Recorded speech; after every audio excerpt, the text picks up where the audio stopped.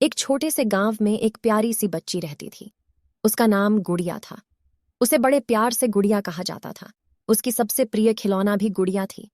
उसकी गुड़िया उसे बहुत प्यारी लगती थी। वह हर दिन गुड़िया के साथ खेलने का समय बिताती थी।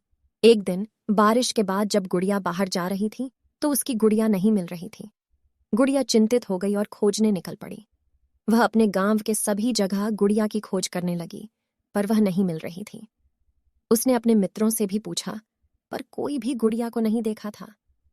उसे बहुत दुख हुआ। अचानक उसके एक छोटे से दोस्त ने बताया कि उसकी गुड़िया एक पेड़ के नीचे छुपी हुई है। गुड़िया खुशी से झूम उठी और जल्दी से उस पेड़ के पास पहुंच गई। वहां उसकी प्यारी सी गुड़िया बिल्कुल सही थी। उसने उसे आगे बढ़ाकर गले लगाया और कहा, तुम्हारे बिना मेरा दिन अधूरा था गुड़िया। मैं तुम्हें कभी खोने नहीं दूंगी। गुड़िया बहुत खुश थी कि उसकी माँ ने उसे ढूंढ निकाला और उसका ध्यान रखा। उसे एक सबक सिखाई गई कि हमें हमारे प्रियजनों का ख्याल रखना बहुत महत्वपूर्ण है।